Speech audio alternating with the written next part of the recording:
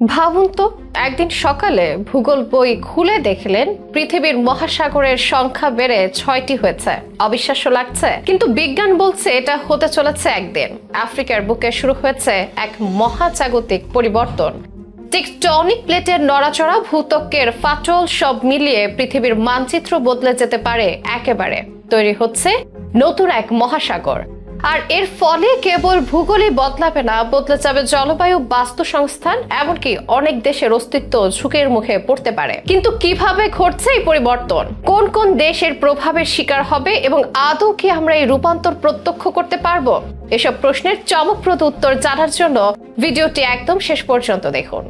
প্রকৃতি কখনোই স্থির নয়, বদলের নিয়মে পৃথিবীর বুকে ঘটেছে এক যুগান্তকারী রূপান্তর। আফ্রিকার মাটির নিচে চলেছে এক মহাযজ্ঞ, ভূত্বক ভাঙছে, মহাদেশ টুকরো হচ্ছে, আর তারই পরিণতিতে জন্ম নিতে চলেছে পৃথিবীর ষষ্ঠ মহাসাগর। 2005 সালে ইথিওপিয়ার রুক্ষ মরুভূমিতে একদিন হঠাৎই দেখা গেল এক বিশাল ফাটল। 35 মাইল লম্বা সেই ফাটল দেখে ভূতাত্ত্বিকেরা আটকে উঠলেন, কারণ এটি কোনো সাধারণ ভূমিকম্পের ফাটল নয়, বরং এটি এক আসন্ন মহাদেশ বিভাজনের প্রথম ইঙ্গিত। আফ্রিকার নুবিয়ান প্লেট আর সোমালি প্লেট ধীরে ধীরে আলাদা হয়ে যাচ্ছে, আর তাদের মাঝে ধীরে ধীরে জন্ম নিচ্ছে এক বিশাল সমুদ্র অববাহিকা। এই পরিবর্তন কিন্তু রাতারাতি ঘটবে না, এটি একটি দীর্ঘ সময়ের প্রক্রিয়া। বিজ্ঞানীরা বলছেন আগামী 5 থেকে 10 মিলিয়ন বছর পর এই ফাটল প্রশস্ত হয়ে যাবে, প্লেটগুলো সম্পূর্ণভাবে আলাদা হয়ে যাবে এবং মাঝের শূন্যস্থান পরিণত হবে এক নতুন মহাসাগরে। পৃথিবীর মানচিত্রে যুক্ত হবে এক নতুন জলরাশি। কিভাবে গঠিত হবে এই মহাসাগর? আফ্রিকার আফা ট্রায়াঙ্গল, যেখানে নুবিয়ান, সোমালি ও আরবীয় টেকটনিক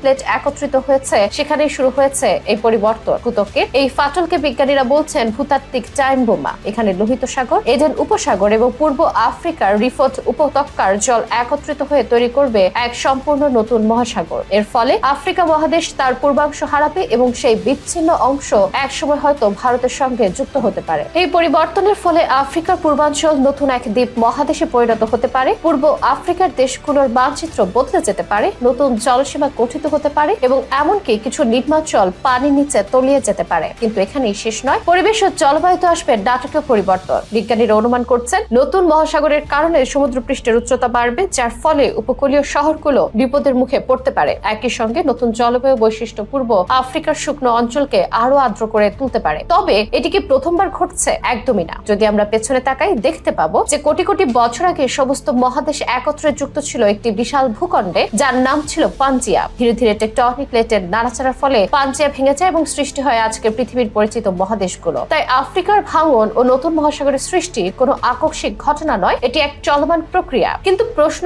থেকেই যায়, আমরা কি এই পরিবর্তন দেখতে পাবো? দুর্ভাগ্যবশত আমাদের জীবদ্দশায় এই রূপান্তরের চূড়ান্ত রূপ দেখা সম্ভব নয়। এটি একটি মিলিয়ন বছরের দীর্ঘ প্রক্রিয়া, কিন্তু বর্তমানে আমরা যা দেখতে পাচ্ছি তা হলো এই পরিবর্তনের সূচনা। ভূতাত্ত্বিক সংকেত স্পষ্টভাবে দেখাচ্ছে যে একদিন আফ্রিকা দুই ভাগে বিভক্ত হবে এবং পৃথিবী পাবে এক নতুন মহাসাগর।